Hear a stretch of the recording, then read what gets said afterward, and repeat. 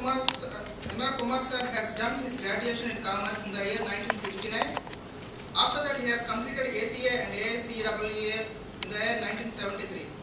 After completing his education in the year 1973, he had worked for L&T, AF, Ferguson & Co. and Visay Tanks and Vessels Limited in the Bombay until 1982.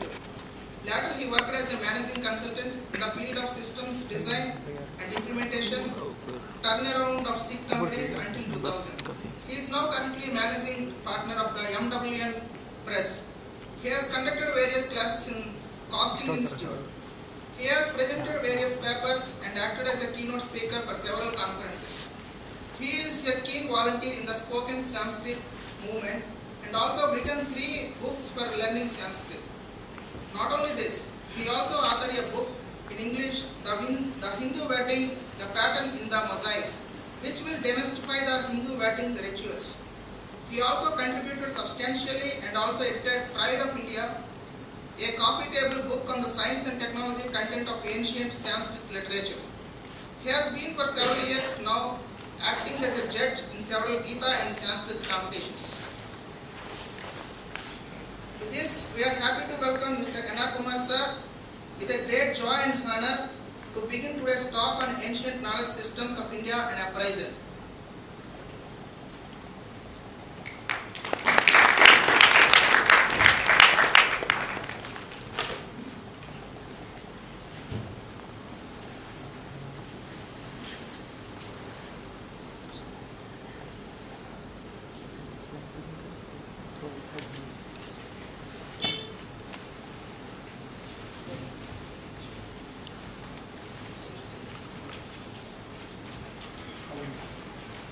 Tipu Sultan,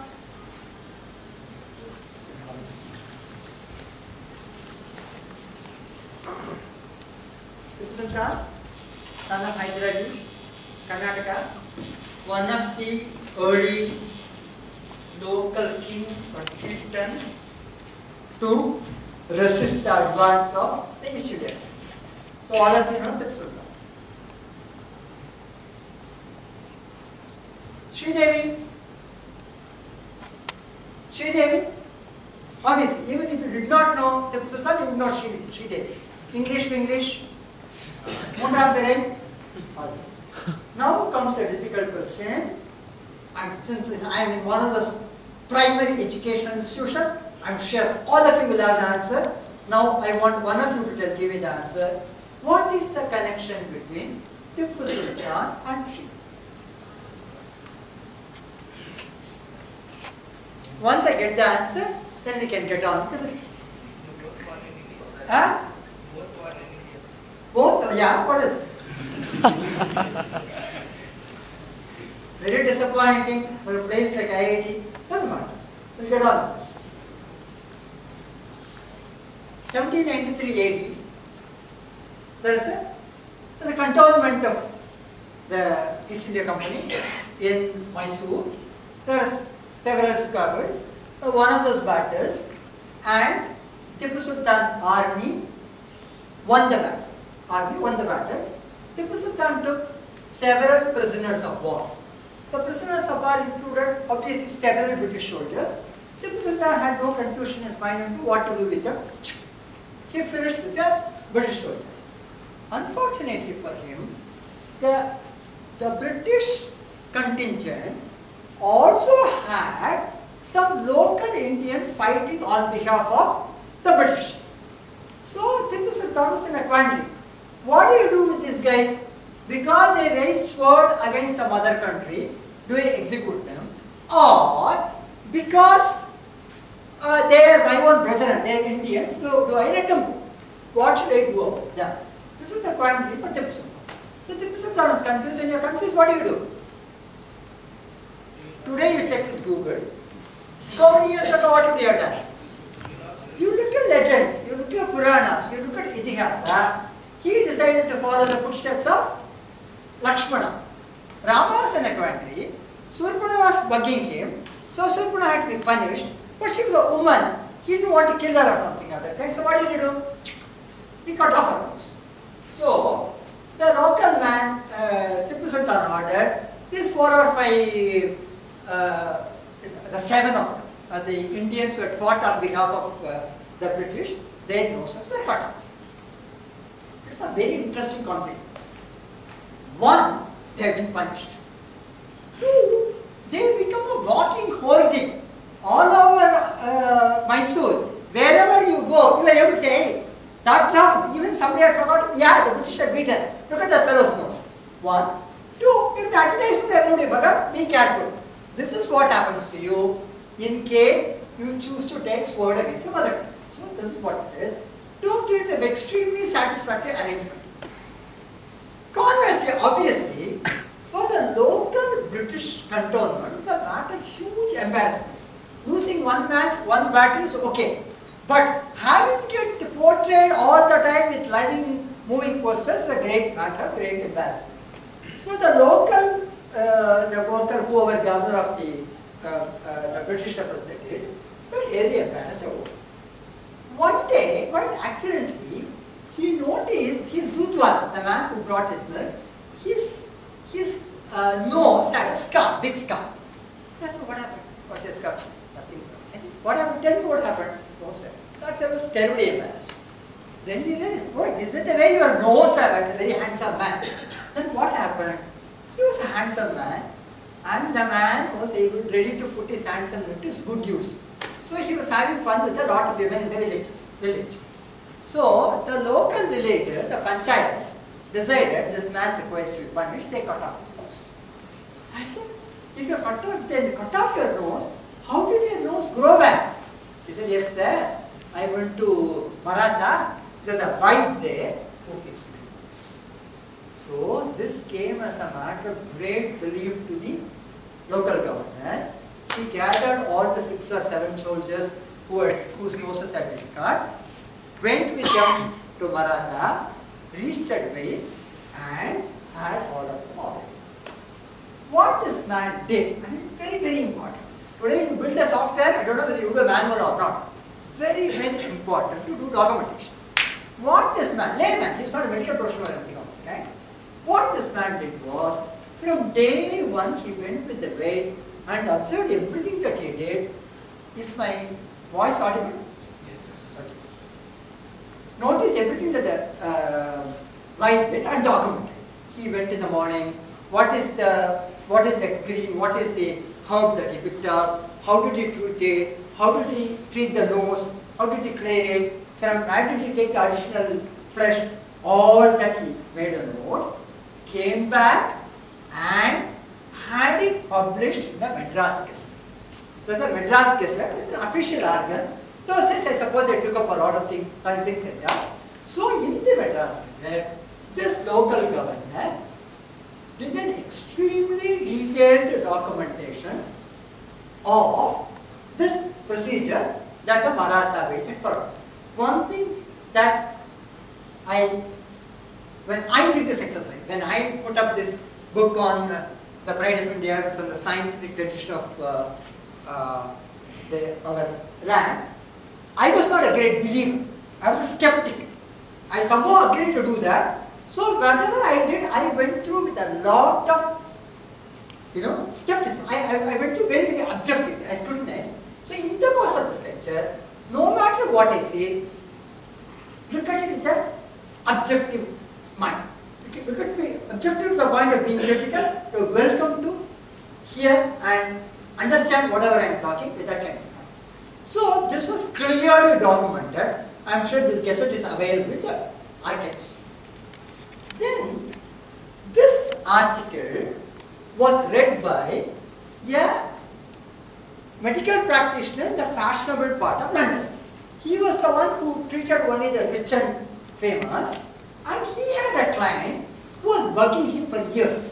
He had a crooked nose, so he wanted a solution. This doctor obviously did not have a solution.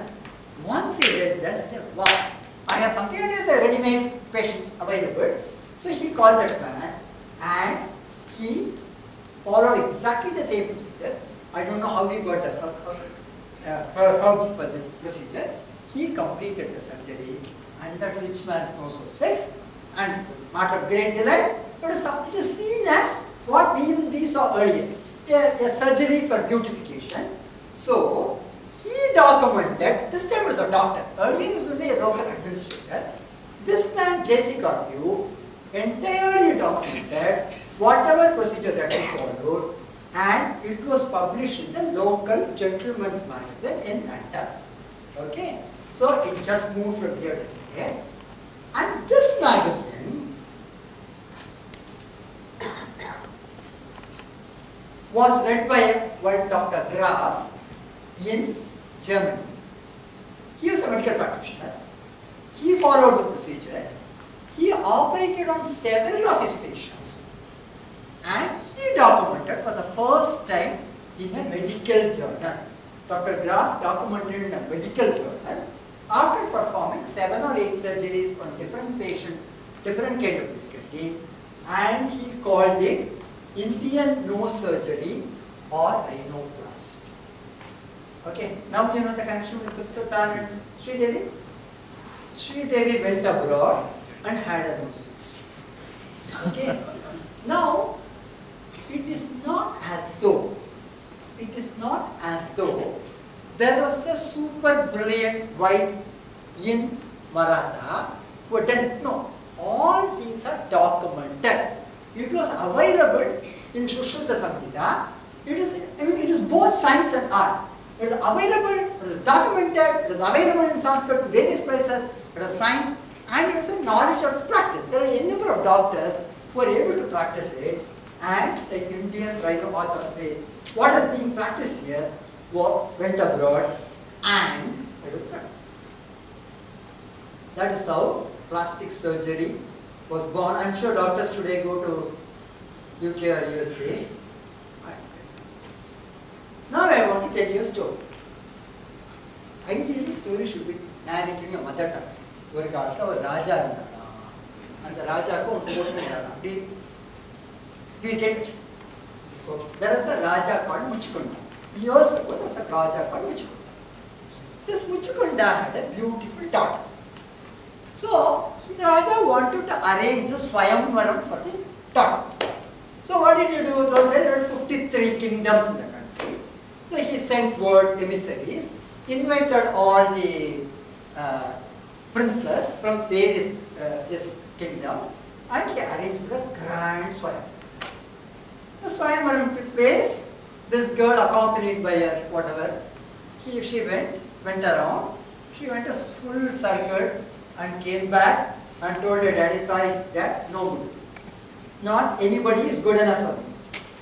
I don't know how today's parents react, but Muchukunda said, I agree with you. I don't know what Muchukunda's wife, how she is. Muchukunda said, fine.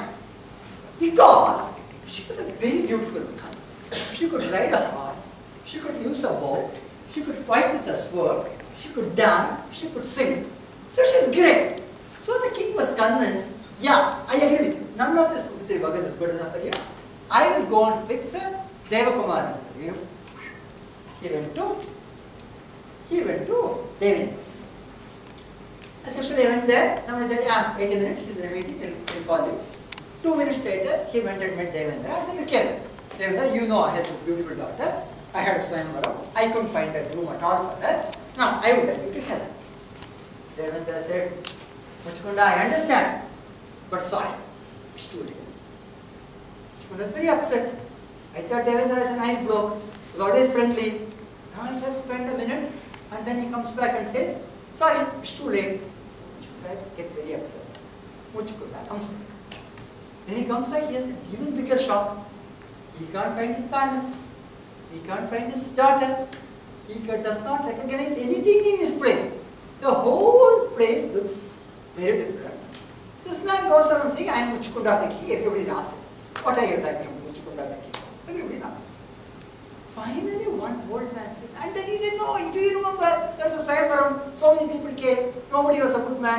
Therefore, I went to get it out. Even people laughed even more. Then old man said, okay. My grandmother had narrated this story. My grandmother had told me that in this kingdom, in ancient time, there is a king by name Muchukunda, who had a beautiful daughter, there is a Swayamvaram, he could not find a groom, and therefore his dad had gone up to Devaloka to find out. I know this story. then Muchukunda didn't understand, like you, he also did not understand. So, then the grandmother's story is repeated. Is that 100 human years, 100 years, calendar years, one human life, that's happening today. If you look at the actual economy, half the people die close to 100. Then, 360 human years make one divine, Devas. 3,000 divine years make one yuga. This is what grandmother had told as a story. And 4 yugas make one Mahayuga. 71 Mahayugas. If you look at the numbers, there's a certain precision. 71 Mahayugas make one Manu. 14 Manus become one Brahma. How good are you in arithmetic? If you multiply all these figures, what do you get? 4320 billion years. This is the age of the earth. This is cosmology, humans. And very interestingly, this Muchukunda story, all Muchukunda-like stories occur in several Puranas. Not only one Purana, they occur in several Puranas. I don't know what is the moral.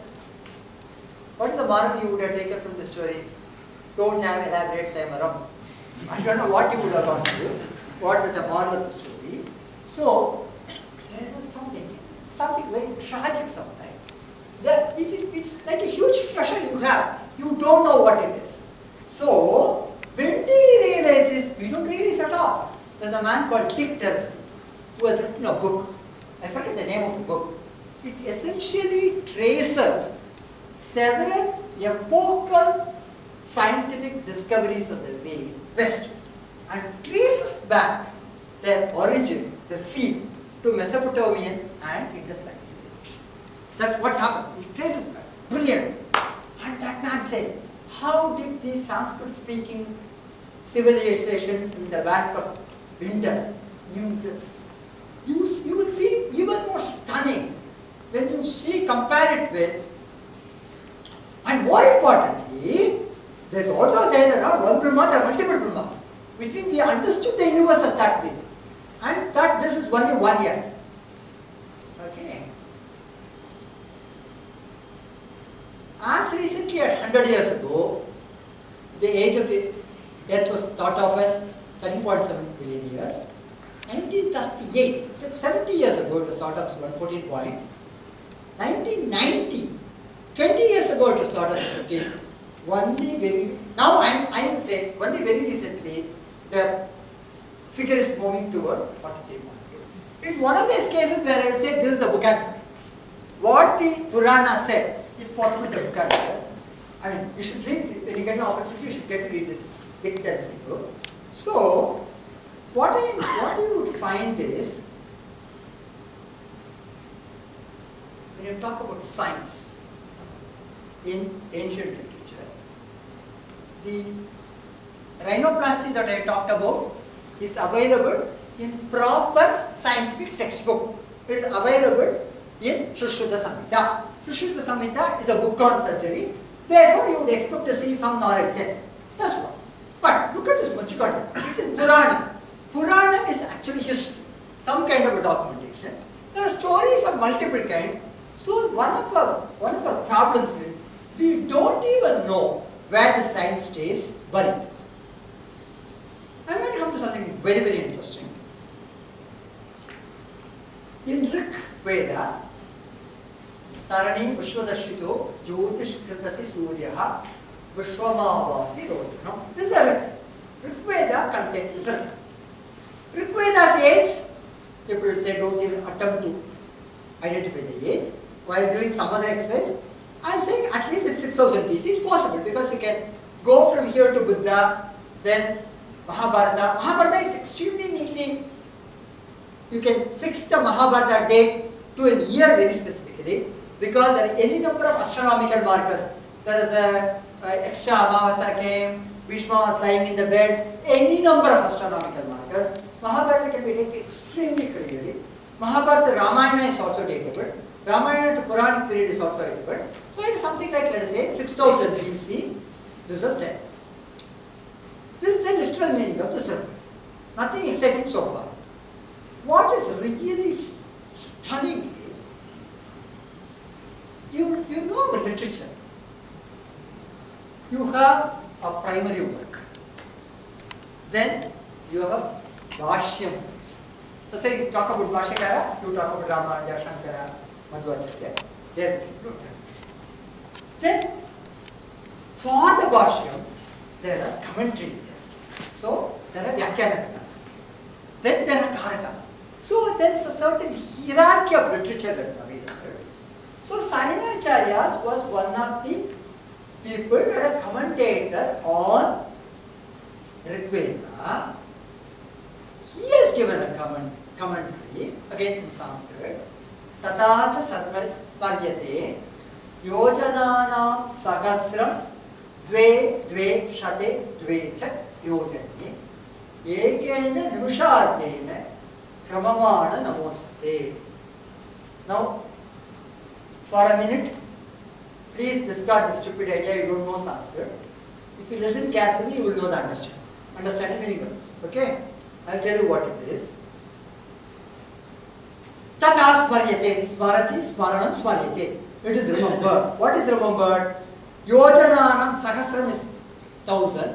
Dve dve, 2202 sahasram. Yojane.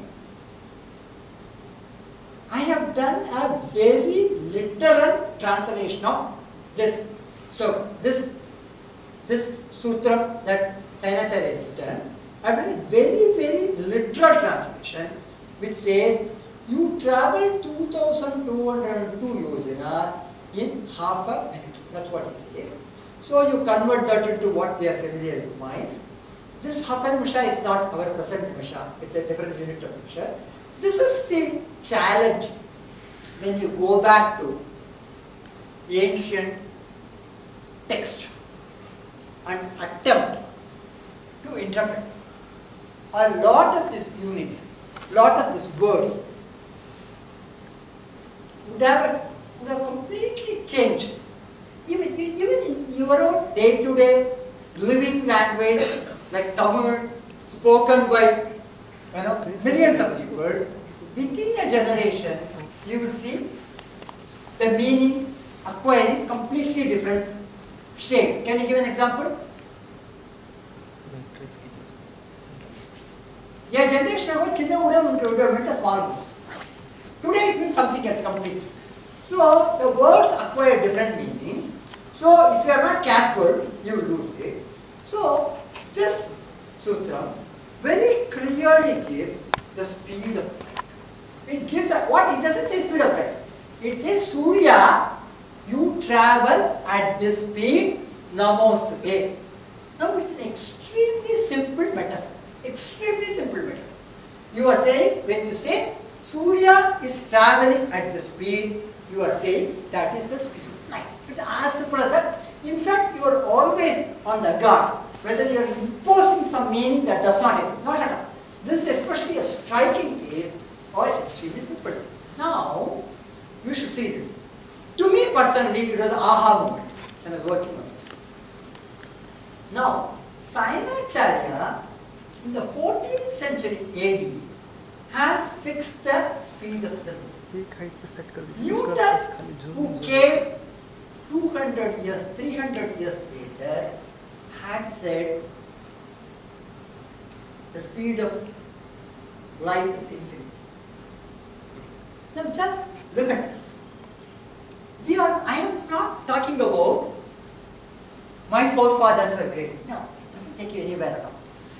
I am saying, if this knowledge had been available to Newton, how much more he could have contributed. Do you understand the point? When it comes, we are Vasudeva Kutumbakam. That's the kind of philosophy that enriches society. I am not trying to, this is our knowledge, this is our Veda, this is my Sainacharya. No. We have this knowledge. I am not even saying, I can't. There is a leap of faith. I can't imagine, honest to God, I can't imagine how Sayanacharya in 14th century AD interpreted the earlier rig to reach the speed of light.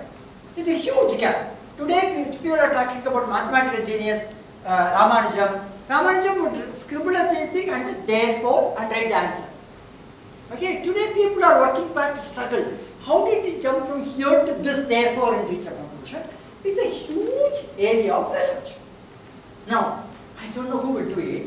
So, Sayanacharya from somewhere from that trip, he reached an extremely precise computation of the speed of light. Again, what I am saying is, it's a huge responsibility of us. When there is so much of knowledge, and which is enshrined in Sanskrit, which is not available to the rest of the world, we have a huge responsibility to make available the knowledge for the benefit of humanity. Just forget about India, forget about anything else. It's important that our culture discharges responsibility.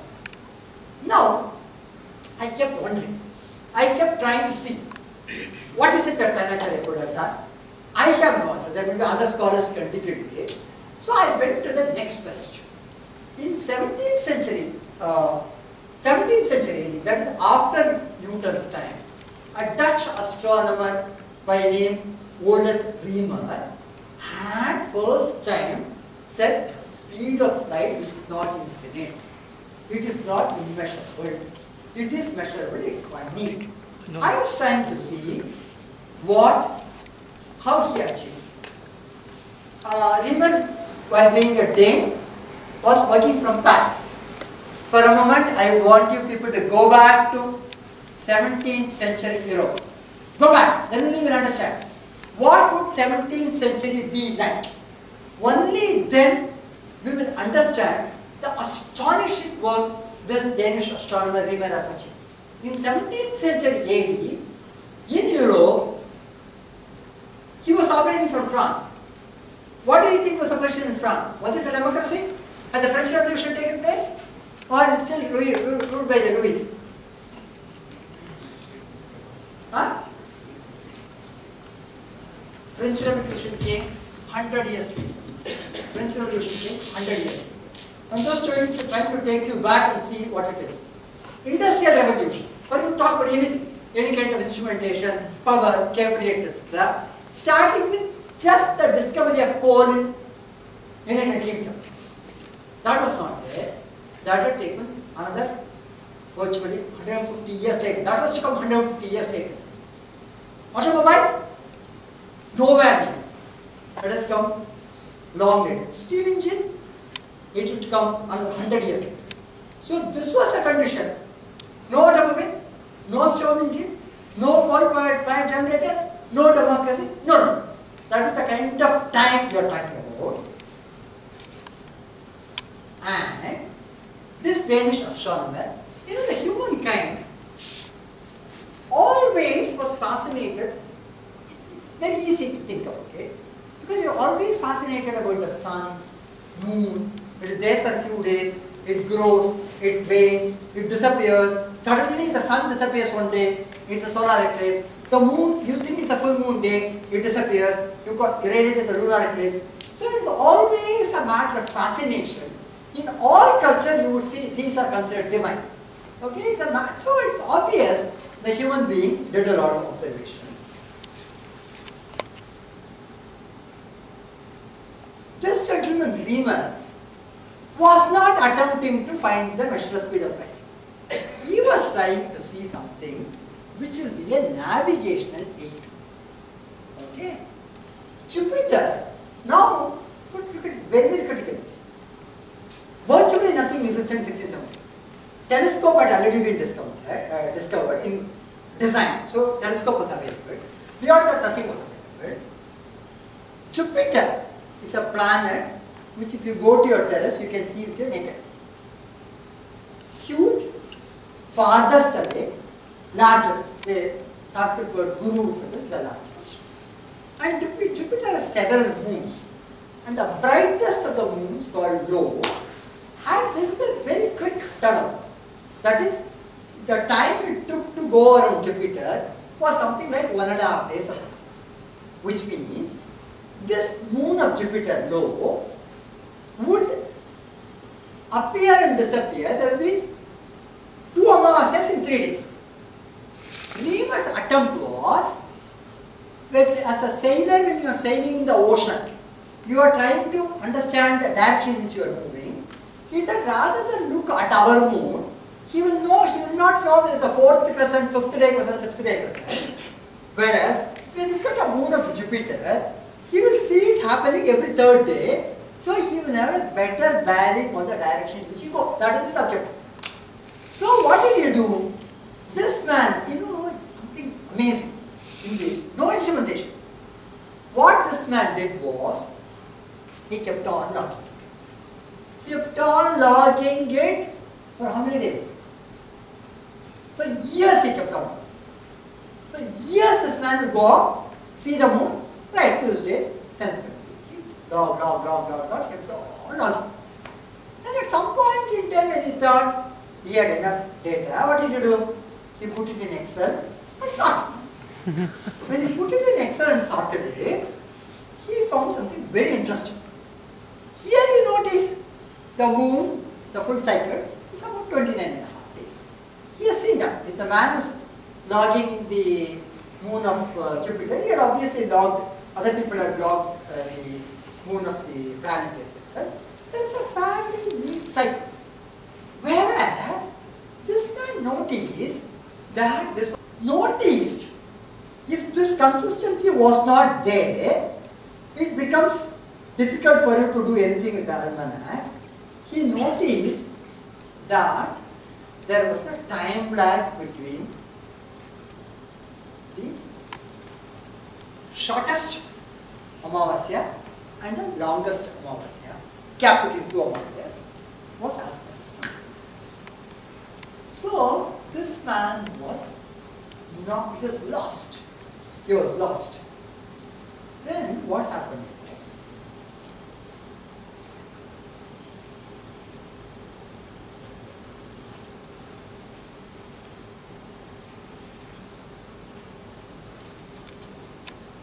he came to the conclusion there's a delay, because he was sitting in Paris and observing, he was sitting in Western Europe and observing. So, vis-a-vis Jupiter, the moon of the Jupiter, he was either at the far side of the earth or the near side of the earth, because it has a very quick cycle. So, he said, wow, whenever the Europe is, that Jupiter is the far side of the earth, near side of the earth, it is taking 11 minutes lower than the average time. Whenever it is farther, it is taking 11 minutes. That was the uncomfortable number, the fact that the logging. In a flash of brilliance, this man said, this is possible only if the light from the moon took so much more time to reach. Reamer's epochal contribution. I mean, Reamer did not know of Samanacharya, you and I do not know of Samanacharya. Reamer did not know of Samanacharya. Reamer's epochal contribution was that he realized, my God, this is possible only because the speed of the light is tiny. When everybody puts it in the door of Reamer very fairly, because he said Newton was wrong. To say in 1676 that Newton was wrong is phenomenal, because he was able to break the code, and the actual computation was done by, he was very close to Samanacharya, a Christian engineer, another Dutch scientist did the computation. Okay. There are a lot of morals from it. The moral that I personally took from this story, digging back into Reamer's effort is, what did he have? Virtually nothing by his instruments. Virtually nothing.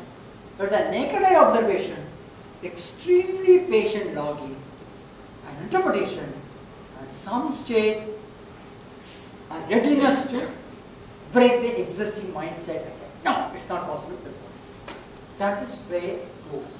In an era where we think everything is instrumentation, everything is measurement, I think it's very, very important to know that observation is huge. Okay? I am tempted to take a detour. I had a slide, I deleted it saying it's too much of a detour.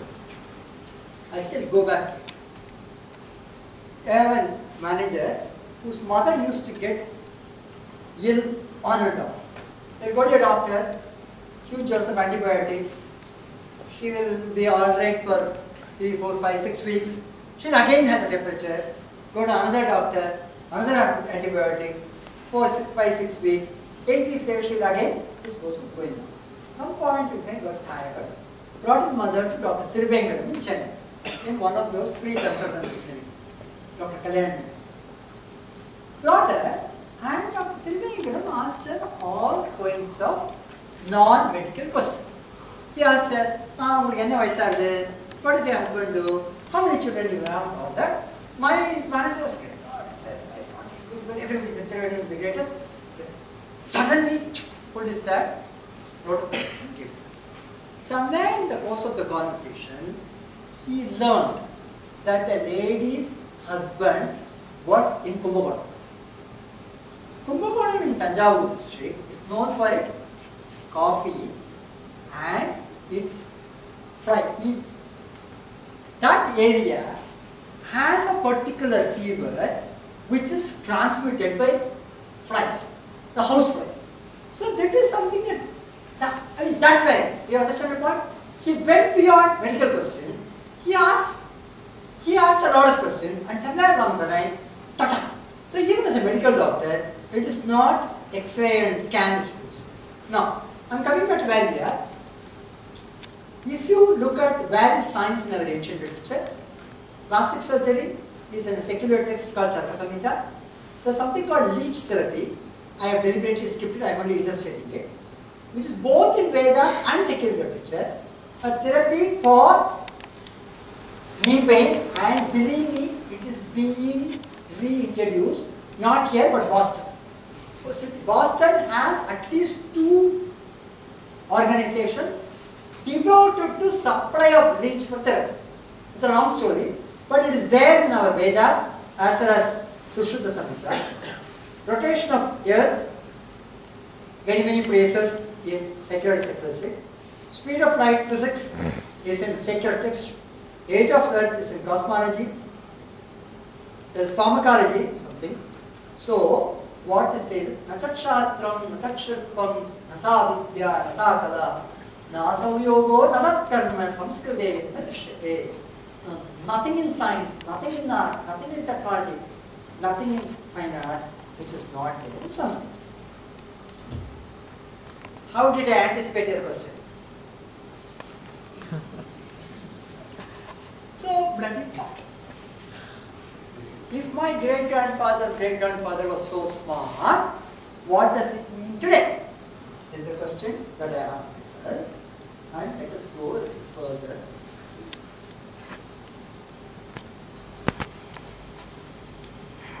Do we need that knowledge at all? I can give you any number of illustrations on how this ancient knowledge is rediscovered all over the place, mainly outside this country. But I also want you to look at it in a little more structured fashion. There is a need. I illustrated it with reference to agriculture. Today, when you read and you look at the newspaper, you will read about suicide of farmers in Maharashtra, Andhra Pradesh, Karnataka. At a point in time, it was only Andhra Pradesh. They said they went in for the cotton crops and it deserved them. Then it was Maharashtra. You talked about, they do the BT cultivation, that's what's happening. Now it's moved into Karnataka. So, where did we start?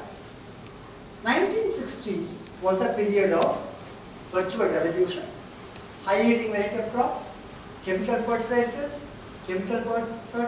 large dams, tractor, great blessing. Undoubtedly, in the 60s, it's a great, C. Subramanian was the food minister, agriculture scientist Swaminathan was spearheading the effort, he was based in Manila. It's a huge thing, but for this, there would be famine and chaos in this country. 2010, what is the issue? Farmers suicide, large scale migration. If you go back and look at very many of your problems, crime and all that, large scale migration. That's the situation. Why? What was a huge blessing in 1960s? In 50 years, I became a huge curse. How do you say that? Now, how do I say that? Because the natural fertility of the earth has been dropped. The natural resistance of crops to insects has been dropped. Like the child coming from America, it will fall in. The local child, nothing will happen. So, if the natural resistance of the crop to disease is gone, everything is gone. Okay? Now in this situation, what is the government trying to do? This is only illustrating. Whatever I am saying in agriculture is applicable with the same or even greater force with reference to health and medicine. In various other areas, it is applicable. What happens? You try to do a little more, subsidize the fertilizer, subsidize the insecticide, give a soft loan, give free electricity, support price. One of those rare instances you will find difficult to believe. One woman spoke sense. She said, when farmers commit suicide, don't give them a gratis. It almost becomes an incentive for committing suicide. Everything has been done. As though all this is not enough, you now have genetically modified. We need an alternative world. This is the fundamental point. After the chemical revolution, after the industrial revolution, after huge growth in population, one thing that's very, very clear is the way we live is not sustainable. Everywhere, I am saying, I am being very objective saying, some of those things which are actually blessings have now become curses. It's important for us to revisit and see how we want to do it. Check dam, small dam, neem as a fertilizer, organic product, we need things to go back to this. The basic thrust of my presentation is that just because we had a great degree of science, that is not the point that I am trying to make. All that I am saying is, there is a compelling need, not at this culture level, but globally, there is a compelling need to look at the way we live on various areas. I will give you one example. There is a fantastic solution for tuberculosis and cancer. The medicine called rifampicin, Taxol and something.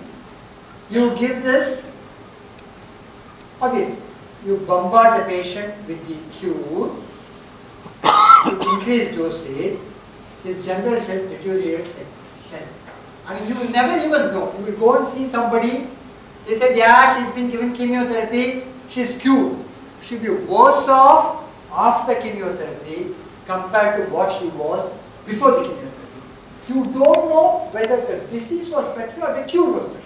It's absolutely a realistic story. This is what it is.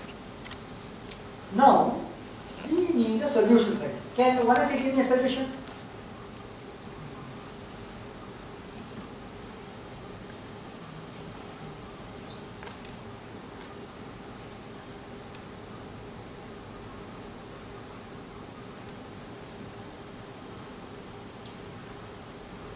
I have an audio problem.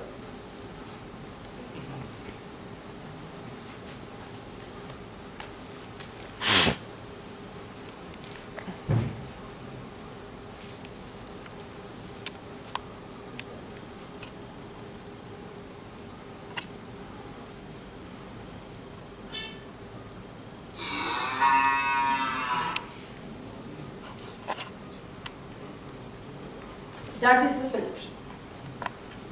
The solution is what is called Panchagavya. Panchagavya is simply 5 elements of the cow. So it is not as though it is merely mentioned. There is an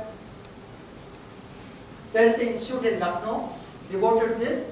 They worked on it, identified Panchagavya as a possible solution, have done a test group, administered it to them, and now they have a US patent for co-administering Panchagavyam along with rifampicin, so that the dosage is substantially reduced. On much reduced dosage, the cure is affected, the damage to the general health is. Gavyam samudram kinchit oshadam kimukushtinam kantumcha shamyate pittam samyak doshadhari.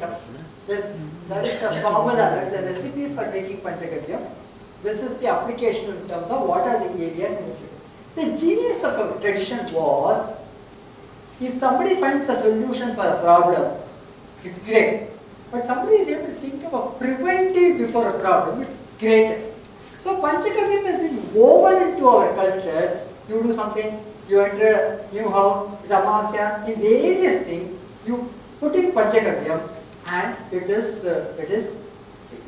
a kind of preventive that works. So Council for Central Lucknow, they have a patent of the specific number as early as 2000. I'm going to tell you another very exciting thing. You should all feel happy about it. A fast, simple, drug-free method of increasing mental energy, Dr. Eric Robbins. I do it every day. I practice it, Agent Young, neurobiologist, Yale University, USA. It's very beneficial for the young, children suffering from autism, children suffering from attention deficit hyperactivity disorder. You will see some, unfortunately, very tragically, in early days, parents will be so happy, so active, and after only some time they realize the child is not capable of concentration. It just moves from like a butterfly. In all these cases, this is found beneficial. It's also good for the old. It's very significant softening effect in the case of the. Are you able to see what it is?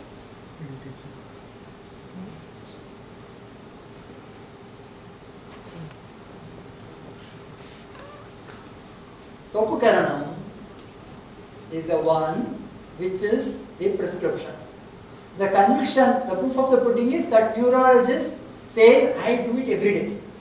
So when we were in school, when we did not do homework, I had several such opportunities. The teacher, what he would do is, depending upon his level of whatever, his temperament of the day, he could slap you here with a scale, or he will make you stand up on the bench, or with the top. Depending on the gravity of the crime, whether you fail to do 1 page of homework or 3 pages of homework, we used to do Topukaranam 5 times, 10 times, 15 times. I don't know what they do in schools today. This has been given a new name called Super Brain Yoga.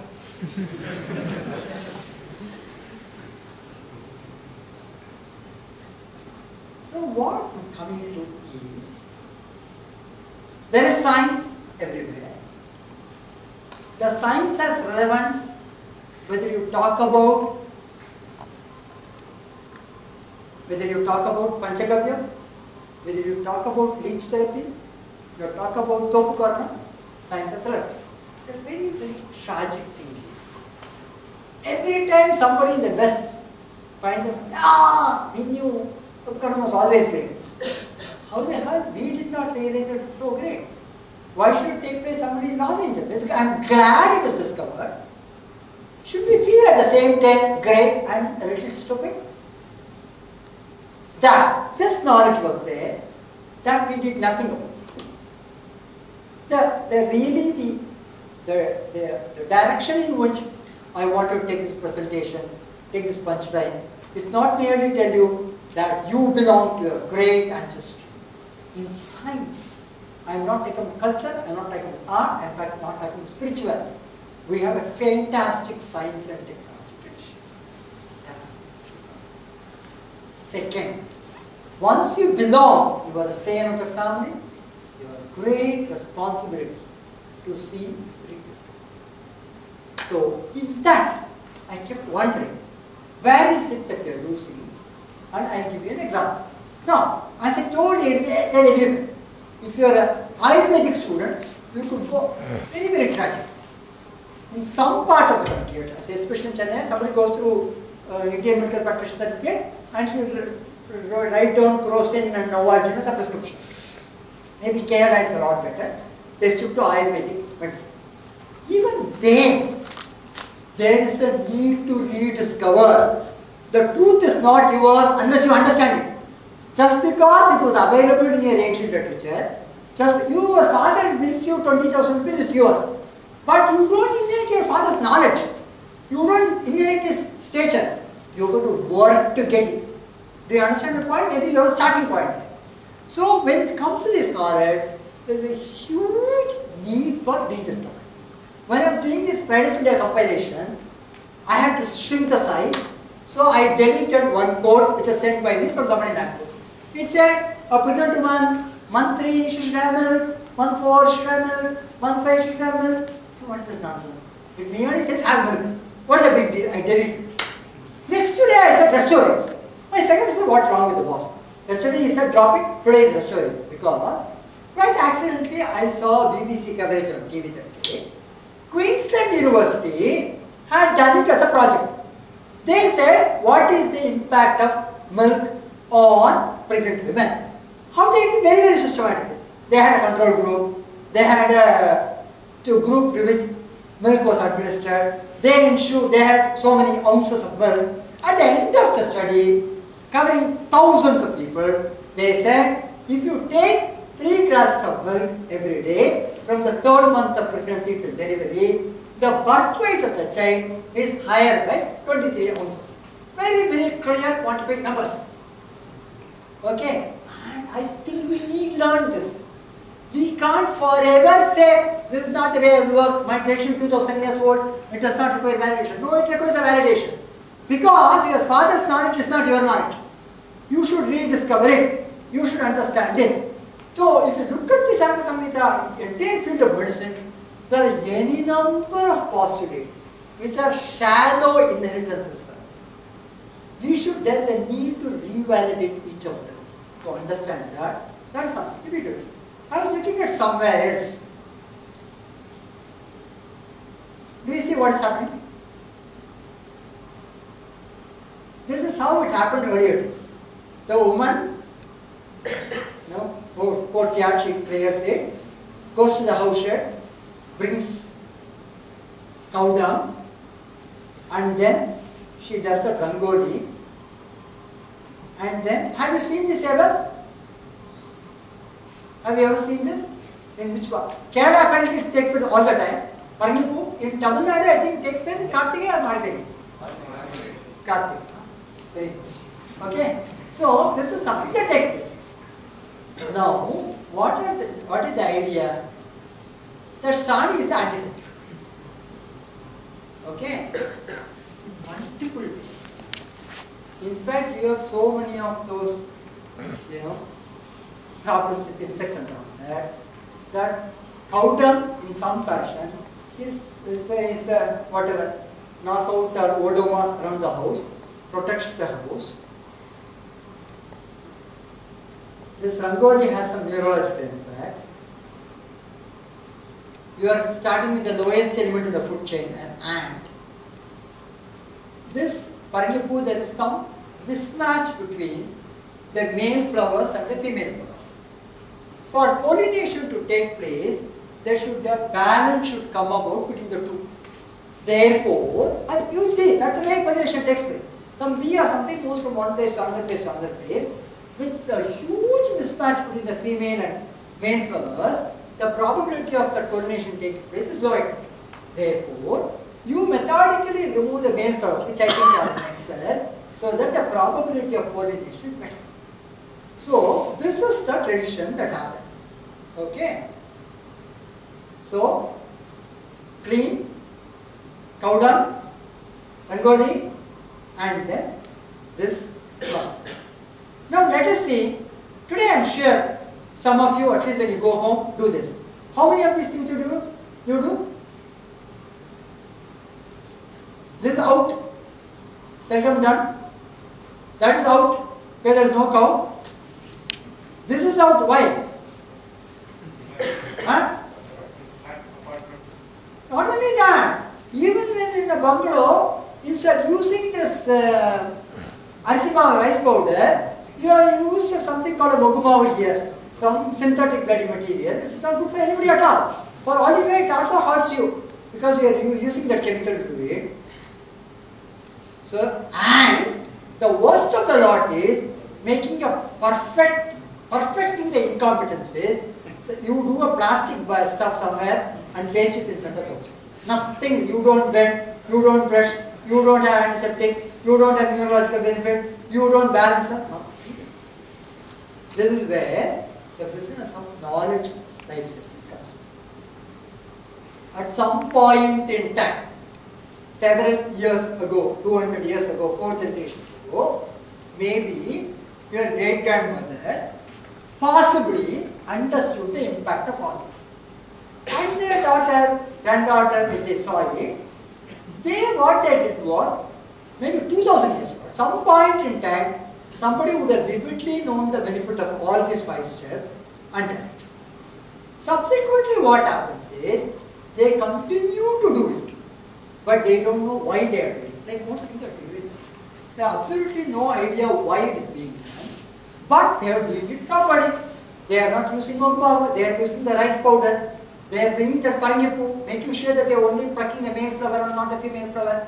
They go to the cow shed to bring the dung. They do everything competently, but with no knowledge at all of why they are doing it.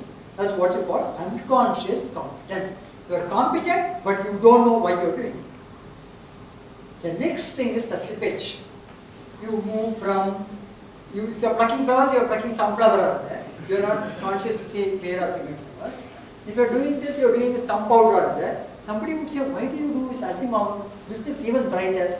So they do all kinds of things. This is the level you are doing with unconscious. You don't know and you are doing it wrongly. This is from, where do you go from here? When you are doing something completely wrongly, what is likely, you will not get any of the benefits. Minus the benefits, nothing can be sustained. So what happens, what could happen beneficially is, somebody said, Mama, what is this nonsense? Why do you want to do it? Then, we have always done this. You know, my party used to do, my grandmother used to do, it's always good, please do it, party used to do it, whatever it is.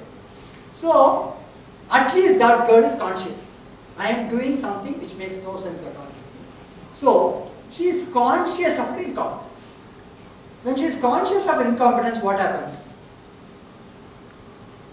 Gives a small hope you will rediscover the value. Or, you will discard it, which I think is fair. Instead of doing it in an absurd fashion, discard it. Now, why I brought this illustration is, we should all, there is a whole lot of postulates available in simple our lifestyle. If you look at your lifestyle, starting from whatever it is, whatever, don't sleep with your head to the north, because that is the direction of the Yama, or do Sandhyavanam, do this, on whatever. Fast on Ekadashi day, go to Shivan temple on Pradosham day, any number of practices. Any number of practices. I think PhD students, you struggle for a year before you decide what you want to do, right? Huh? Is it? So you struggle for 1 year before you can decide what you want to do. I am saying there is a huge ready-made list of postulates which are open and available for examination. That's all that you need to do. All that you need to do is, there is a huge list of postulates that are available. What do you think?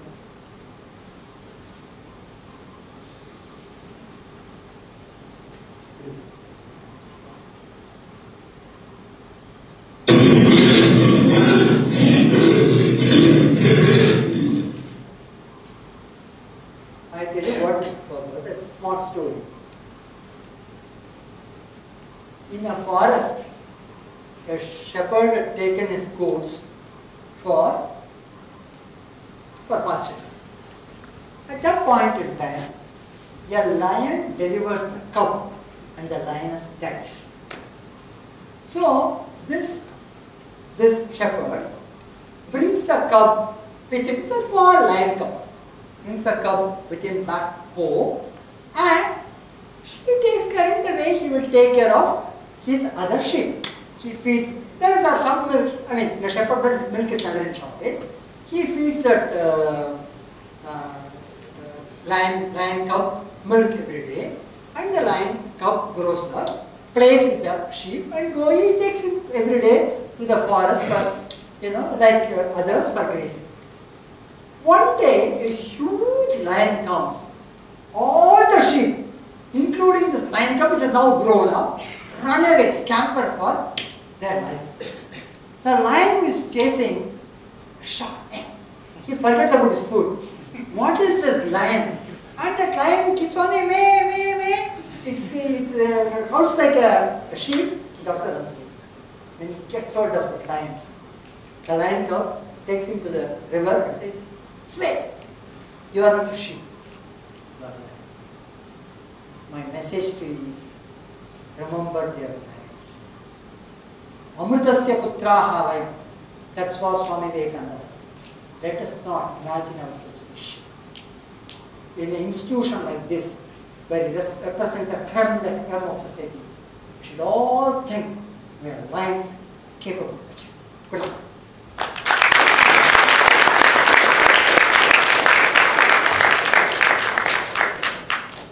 If there are questions, I am happy to answer.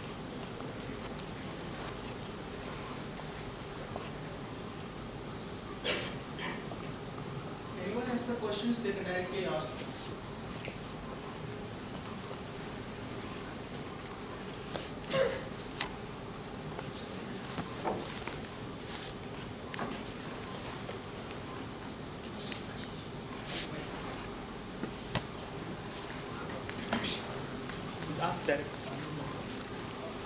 Good evening, all. Sir, we have this much of powerful ancient knowledge and tradition. Yeah. And it is very clear that, including me, many of us are not knowing this, not only knowing and not following. Okay. How do we can make it available to all, and how to reach this to the mass, say up to the last man? What is a step as a student we can take? Do you have any mechanism like this? That's what I am telling you. The way I am thinking of it, in fact, I was wanting to talk to Dr. Swamiji after the meeting. It's great for me to come and talk. You all feel good about it. I feel very good about it. I spoke and a lot of people heard, intensely and all that. I do not want it to evaporate. It's a very, very appropriate thing. There is something by which we should be able to sustain this inquiry. It's simple scientific inquiry. There is no religion to it, there is no culture to it, nothing at all. All that I am saying is, for example, the Sandhyavandan, even the people who do it don't do it properly. It's a clear case of unconscious incompetence. It obviously has its origin, something like a touch therapy, which is a subject of inquiry all over the world. Okay? So, one point that occurs to me is, we should go back to literature like Charaka Samhita, Sanskrit. I think we should start with applied sciences, like medicine. Okay? Go back and rediscover, rework those qualities. If there is something that Charaka says, you should take a look at it. Second thing that I can think of is, there are a lot of lifestyle issues. That, like you eat atikere on a particular day, after fasting, you do fasting on and a particular kind of food on Dwadashi. There are any number of lifestyle issues. Okay? Each of them, I think, is a starting point for inquiry. I think that is one thing. In fact, I become tired of talking about the greatness. So for some time, I have been restless. It doesn't give me any great satisfaction to talk about the great tradition that we have. Yeah, it's revealing, but I think we should go beyond and see what. That's what occurs to me. I don't know where. In fact, personally, between me and Dr. Mahadevan, I have a whole one-day seminar in my mind in terms of 4 or 5 components in which we can provide exposition of the subject, and in terms of what are the next 2-3 steps that will be taken. In some academic institution, there should be some effort to take it. Next. Yes. Any other question? Yeah. Speak, I will hear.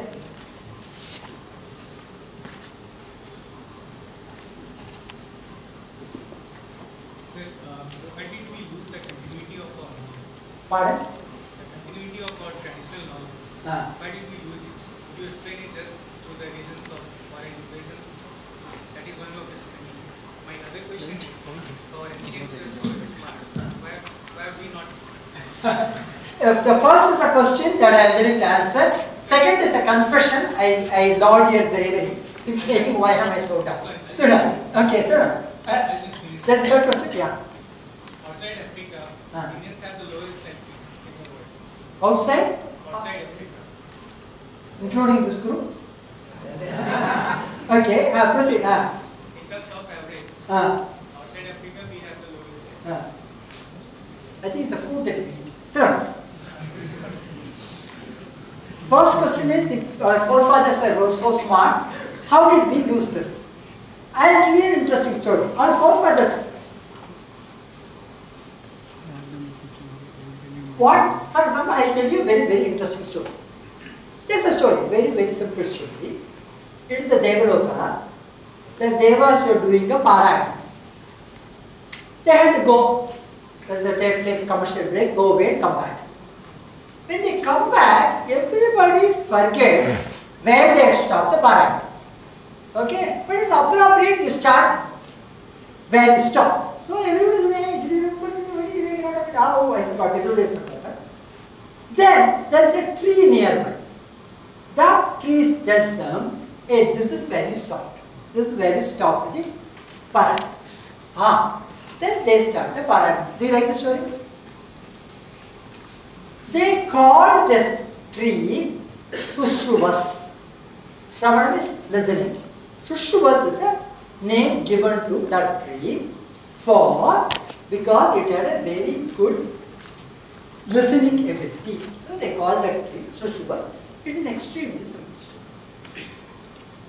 Elsewhere in some of our secular literature, there is also a description in terms of how you can take the leaf of the Sushruvas tree, squeeze it, get something, and how it is a good treatment for earache or something.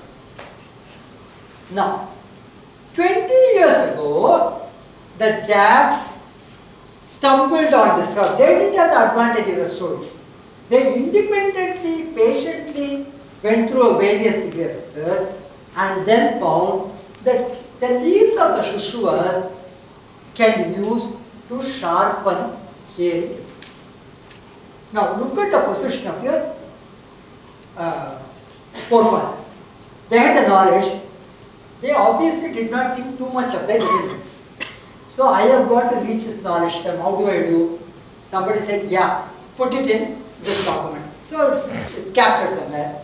Somebody said, I don't know whether this fellow should understand this or not. Then let's pack it. Let's make it a story. That's not good enough. Hey, let's call the tree Sushruvas. I'm giving 3 clues. This tree is called Sushruvas. I am also telling a story and I have put the very formula in this submittal. I am sure my great-grandchildren will understand. Unfortunately for them, the great-grandchildren did not understand. So, the way I understand it is, there's something like this. Imagine something happens today by which the entire hardware availability in the IT field disappears.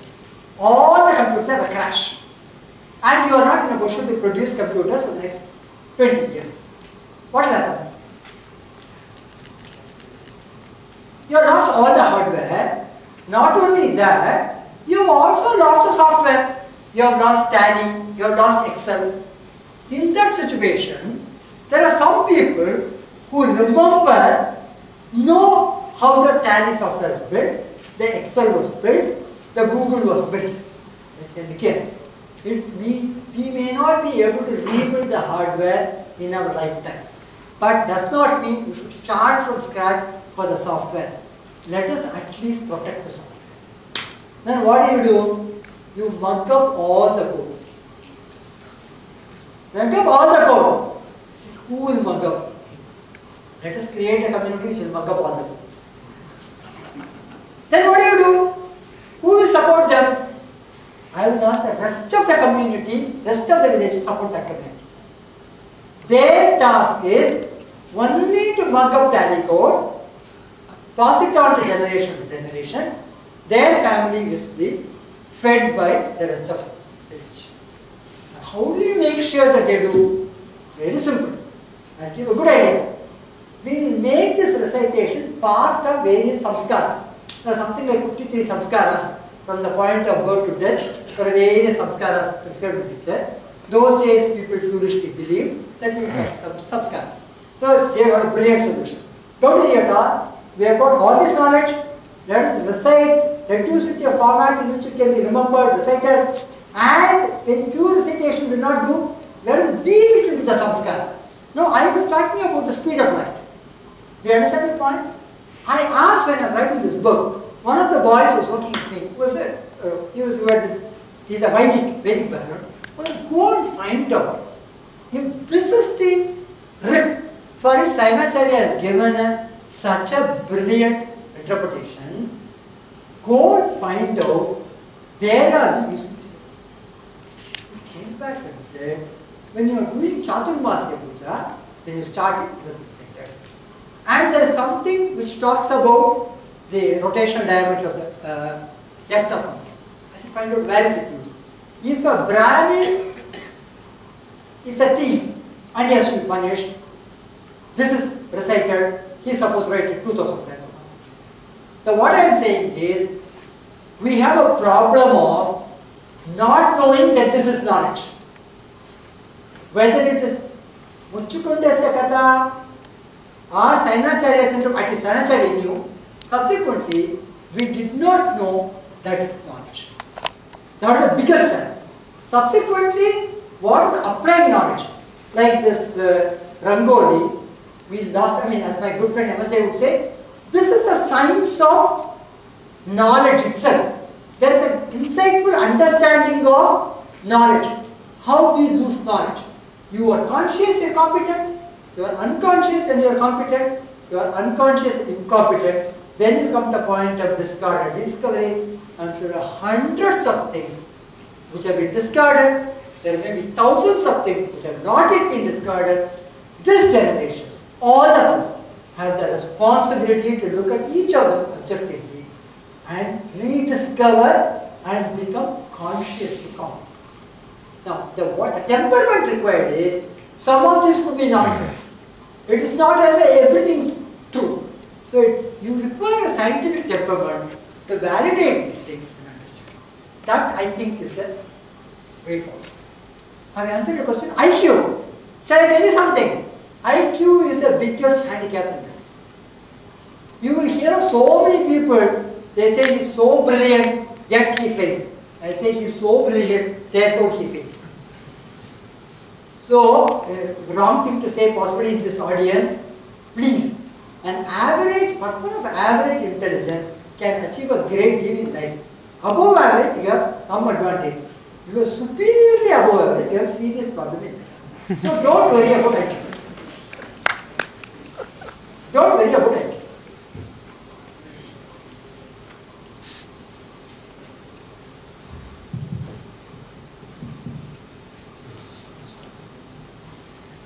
Much of the knowledge that you have spoken of is in Sanskrit. Now, this is considered very difficult for most people. Please say something about how a person can proceed learning Sanskrit, and maybe you can speak a little in Sanskrit. This is an embedded question. Okay. Aham ekam katam vadami. Aham ekam katam vadami. Shunvantu chaturupatya. Ekam katam vadami.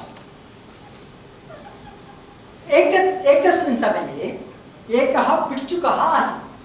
Saha pichukah प्रतिदिनं गृहं गच्छति भवति भिक्षां देहि माता गच्छति किञ्चित् धनं ददाति स्वीकरोति अन्यत् गृहं गच्छति भवति भिक्षां देहि गच्छति तृतीयं गृहं गच्छति भवति भिक्षां देहि अन्नं ददाति स्वीकरोति प्रतिदिनं प्रातःकाले उत्तिष्ठति गृहं गच्छति भवति भिक्षां देहि अन्नं स्वीकरोति सायङ्काले गृहम् आगच्छति अन्नं खादति वस्त्रं धरति नाणिकानि 5 पैसा 10 पैसा 20 पैसा नाणिकानि प्राप्स्यन्ति तस्य हस्ते एकं ताम्रपात्रमस्ति तस्मिन् ताम्रपात्रे तत् नाणकानि स्थापयति एवं प्रतिदिनं गच्छति मासाः गताः वर्षाणि गतानि एकस्मिन् दिने एषः भिक्षुकः पश्यति तस्य ताम्रपात्रं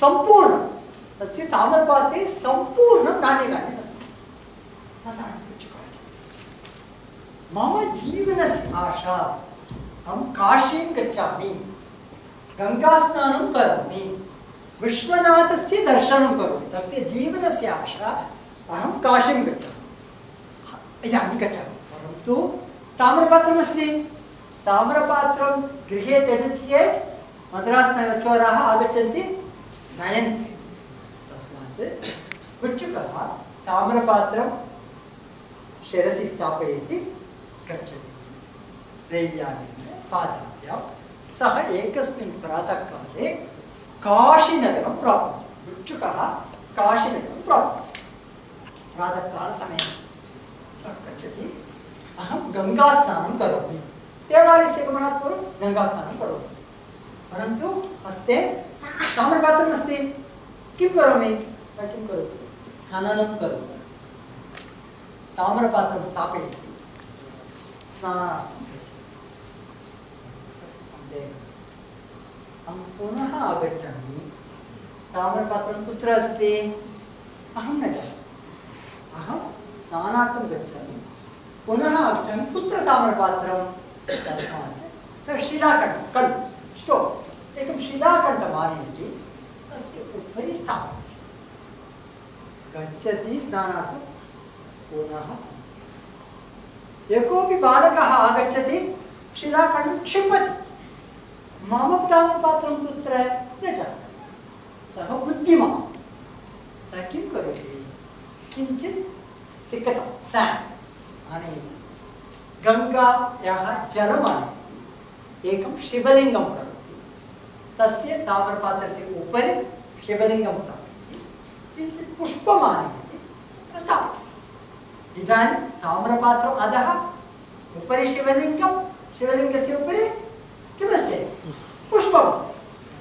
न कोऽपि आगत्य एवं न करोति अहं सन्तोषेण स्नानं करोमि एषः गङ्गायां प्रविशति सन्तोषेण स्नानं करोति तदानीम् अन्यः आगच्छति प्रातःकालसमये अन्यः आगच्छति सः पश्यति गङ्गायाम् एकः स्नानं करोति तीरे एकं शिवलिङ्गं बुद्धिमान् सः तर्कयति अत्र काशीनगरे एषः एव सम्प्रदायः गङ्गास्नानस्य पूर्वं शिवलिङ्गपूजा अवगतवन्तः वा सः आगच्छति गङ्गायाम् एकः स्नानं करोति तीरे एकं शिवलिङ्गं पुष्पसहितं सः तर्कयति बुद्धिमान् काशीनगरे एषः एव सम्प्रदायः प्रथमं शिवलिङ्गपूजा अनन्तरं गङ्गास्नानं सः आगच्छति सः अपि जलं स्वीकरोति सिकतं स्वीकरोति एकं शिवलिङ्गं करोति पुष्पं स्थापयति गच्छति तदानीं तत्र किम् आगच्छति एकं टूरिस्ट् बस् आगच्छति टूरिस्ट् मध्ये 100 यात्रिकाः सन्ति आगच्छन्ति पश्यन्ति द्वौ स्नानं कुर्वन्ति शिवलिङ्गद्वये पूजा सर्वे जनाः शिवलिङ्गं कुर्वन्ति पुष्पं स्थापयन्ति एषः अस्माकं भिक्षुकः सः सन्तोषेण स्नानं समाप्य आगच्छति सर्वत्र शिवलिङ्गं तदा एषः एकं श्लोकं वदति गता अनुगतिको लोकः न लोकः पारमार्थिकः गङ्गासैकतलिङ्गेन नष्टं मे ताम्रपात्रम् सर्वे जनाः टिप्पणीं स्वीकुर्वन्ति तदेव मार्गः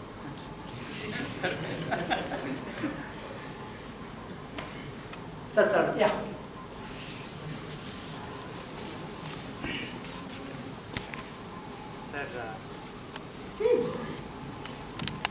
Sir, in our scriptures only it was mentioned that mentioned a way of writing actually, like upakrama, upasamhara, abhyasa, like how to start any article, how to end it, and how to repeat the crux of the article every now and then. Then in such case, it looks like only conclusions are written in many of the scriptures, like the Sainacharyas. Very unfortunate. Like, if that is the case, then was it that how did they come to know? It's like knowing that any article should be written in that way, because that is the way it was scriptured, even in our own, mentioned in our own scriptures. Then why did many of them write only conclusions? Why not the entire, process of getting them? I don't know. To give you and me something to work on, I think what is being done with Ramanujan books and mathematics, where you turn 3 steps and say, therefore, the answer. Nobody can imagine. I think it's a very huge ocean waiting to be explored. There is no way but putting enormous amount of work. But it's possible. It's possible. All that I'm saying is, for example, Vyakhyana, Bhashya, there's a very clear comment. Amazing, amazing structure. In fact, once I did a presentation in an international Ayurveda conference, I attempted to follow that Bhashya comment. You make a statement. Then you first, what do you say? You do Purvabhaksha. You say, what would the critic say? That also there is a krama. First you should only take from Veda, then you can take from Bhashya. There is a krama in the order of quotation. Like the people argue before the Supreme Court or something. They will obviously not quote a magistrate court decision or something. They will quote from the Supreme Court's own earlier decision and all that. So that is how, and then you reach a conclusion. The phenomenal structure. The point is, I think somewhere along the line, Sanskrit was a language of documentation. In an unfortunate attempt to preserve the precision of the language, it ceased being the language of the common man. Nothing can survive unless it is spoken daily. Unfortunately, that's what happened at some point in time. Today you can say, what I said, Yatna Vidyasana Vidyate Samskrite. It's important, as Swamiji said, that we get back to Sanskrit as a language. And that will open. Some of these things are ridiculously simple. The Yojananam Sahasram Dve Dve is straightforward, simple translation. In fact, all the works that have survived and popular are written in extremely simple Sanskrit. If Bhagavad Gita is there in such a fashion because it's extremely simple Sanskrit. And I think we have had Rishi Tulyaha, like Swami Chinmayananda, Swami Vivekananda. In this century we can be proud of it. I am always proud of my generation more than my predecessors, because a lot of revival has taken place in this generation. Let us hope this another revival will take place in our hands.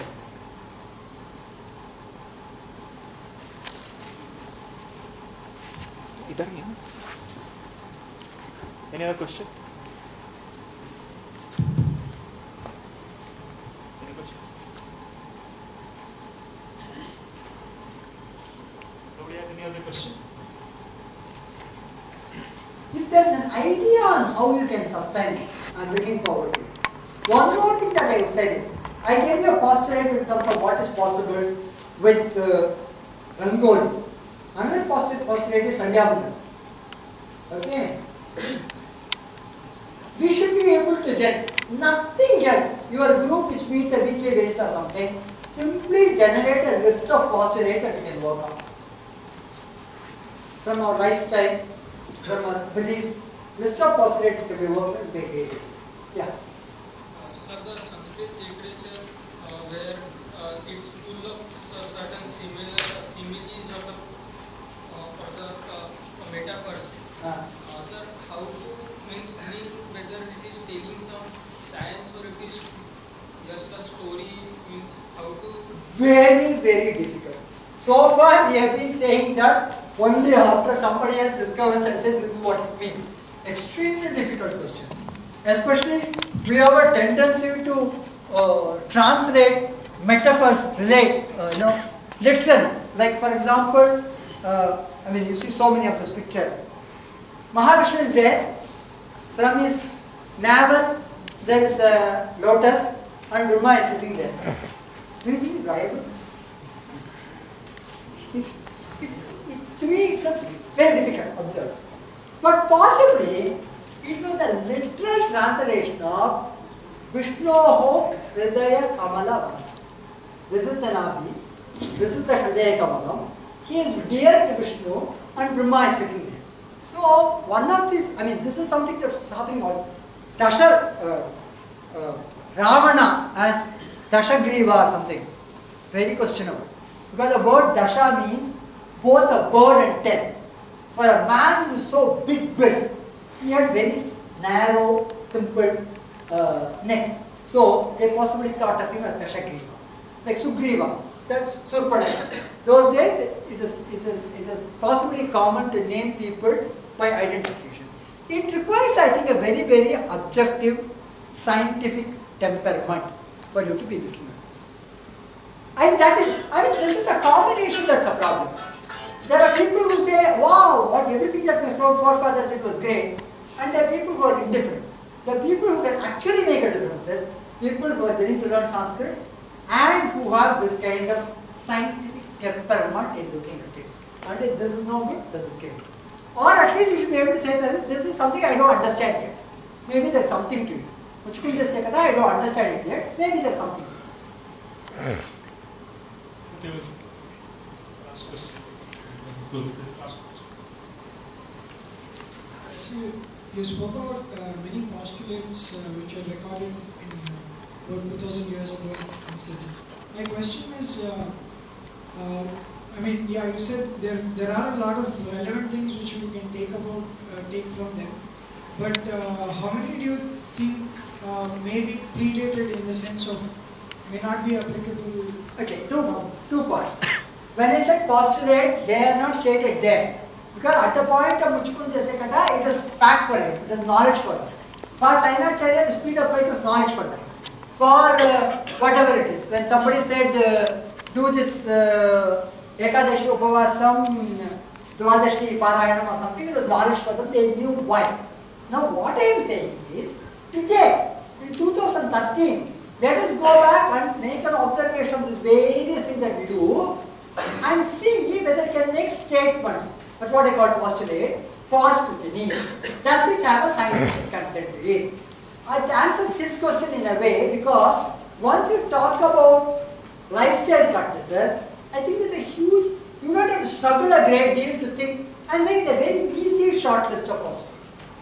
I know that I answered your question. All that I'm saying is, it is something that you do. Nobody said 2000 years ago that this should be examined. This is what it is.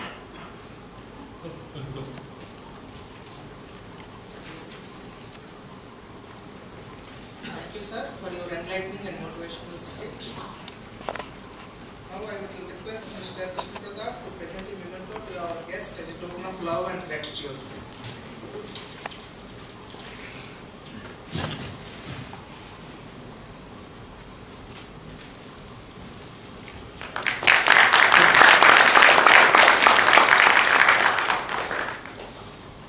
I request Mr. Ashish to present his Swamiji books to our guest.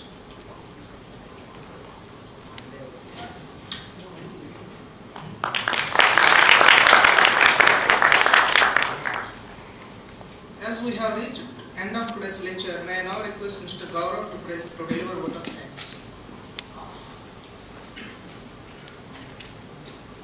Namaskar. Respected Shri N. Swami Atma Siddhanandaji, faculty members, BSc colleagues, students, sisters and brothers. We have come to the end of this session. First of all, I would like to congratulate and thanks Shri N. Kumarji for giving such an extraordinary, eye-opening, delightful and thoughtful talk on ancient knowledge system of India. We hope to get the grace of getting such a talk again and again. This talk is in continuation with the celebration of 150th anniversary of Swami Vivekananda. It is also the 17th year since BSc is running successfully under the organization of students of IIT Madras with the idea of nation building through man making. The base for structure of VSC is the teachings of Swami Vivekananda and Shri Ramakrishna, and direct guidance from Swami Atmasardhanand and other monastic members of RK, and support and guidance from the Bright Alumnus Society of VSC through successive past batches of VSC and students of IIT Madras. I would like to thank RK to provide continuous support to VSC. I would like to thank Swami Atmasardhanand ji for our ever inspirational teacher and fulcrum of VSC, for giving continuous guidance to VSC members through lectures, organizing talks, and simple direct interactions. I would like to thank Director IIT Madras, Dean of Students IIT Madras for permitting and providing support to organize the talk. I would like to thank Professor Balaji, Department of Mechanical Engineering, IIT Madras, for helping and providing guidance in every steps of VSC. I would like to thank ICSR and its team for providing infrastructure, support and manpower in organizing the event. I would like to thank all the faculty members for supporting the event. I would also like to thank the security section for their impersonal contribution. I would like to congratulate and thank the VSC Sena for integrating and making the event successful. And last but not the least, I would like to thank the audience for giving gentle support by their presence, without which the event won't be successful. At the end, I request audiences to write their feedback about the talk and various activities of VSC and hand it over to the VSC volunteers. Thank you and namaskar.